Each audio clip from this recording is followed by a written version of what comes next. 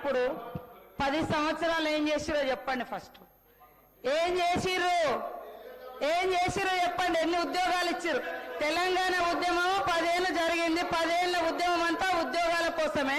మరి మీరు అధికారంలోకి వచ్చి 10 ఏళ్లలో ఎన్ని ఉద్యోగాలు ఇచ్చిర్రు అధ్యక్ష? ఏమన్నా అంటే నోటిఫికేషన్ ఇస్తే వాళ్ళకి ఏమన్నా జీతాలు పడ్డాయా? ఉద్యోగ గ్యారెంటీ వచ్చిందా? ఇవాళ ఉద్యోగాలు ఇచ్చింది మేము.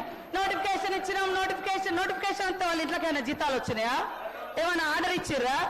ఇవాళ ఎట్లున్నాయంటే అధ్యక్ష వీళ్ళు చెప్పేది పాండవులు సంపాదించిందంతా కౌరవుల తద్దినానికే అంటారు. వీళ్ళు చేసిన వాటికే అప్పులకు కొప్పులు కట్టడమే సరిపోతుంది సార్ వడ్డీలు. ఈ రోజు హరీష్ రావు గారు ఇంత బాగా మాట్లాడిండు. మరి ఇన్ని వేల కోట్లు రైతులకు అప్పు ఎక్కడైంది? ఏ కాలంలో అయింది? ఇవాళ నీ నియోజకవర్గంలోనే 50% కాలేదంటున్నావు. మరి ఎందుకు కాలంటే మీ గవర్నమెంట్ హయాంలోనే మరి ఆ 20-30 వేల కోట్లు మీ గవర్నమెంట్ హయాంలోనే అయినాయి కదా అప్పులన్నీ రైతులకు. మీకు అంత చిత్తశుద్ధి ఉన్నప్పుడు ఎందుకు మరి కట్టలే?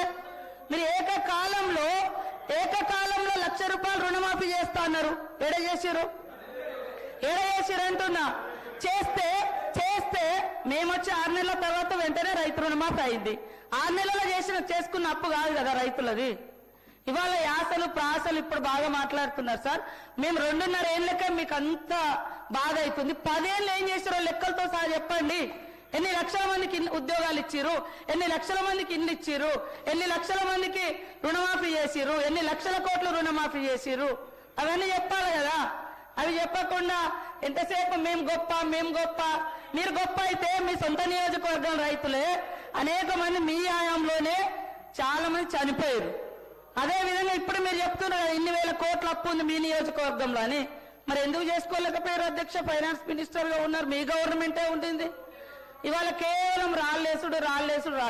మేము గొప్ప. మీ బాధ అంతా హరీష్ అన్న, మీ బాధ అంతా అధికారం పోయిందని అంతే తప్ప ఇంకోటి కాదు. అయ్యో అనకమ్మా, 10 ఏళ్ళు ఇక్కడ అనుభవించారు, నువ్వు అక్కడ పోయినావు అధికారం అనుభవించి దొరసారి ఏమంటే కాంగ్రెస్ నాకు ఏం చేసింది? బాగా అనిపించింది మాలాంటి వాళ్ళ వీడియోలు చూస్తుంటే.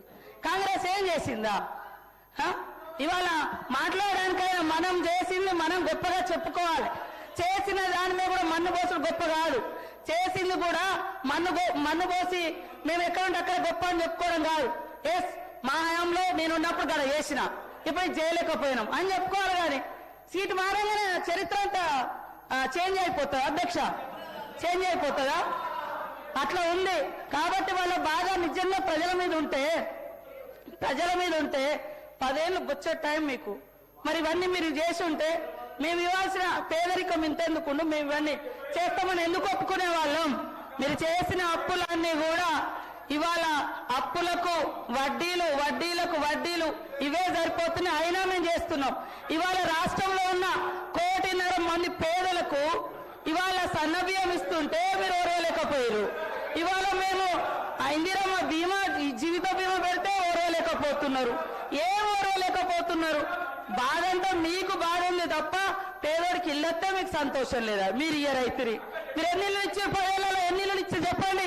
మేము ఈ 2 ఏళ్లలో ఎన్ని ఇచ్చినో మేము చెప్తాం. మరి చెప్పకుండా కేవలం మట్టి పోసుడు దుమ్ము పోసుడు కాదు. మీరు చేసే చెప్పుకుంటూ మేమేం చేయాలో అది చెప్తే బాగుంటుందని కోరుతా ఉన్నా అధ్యక్ష.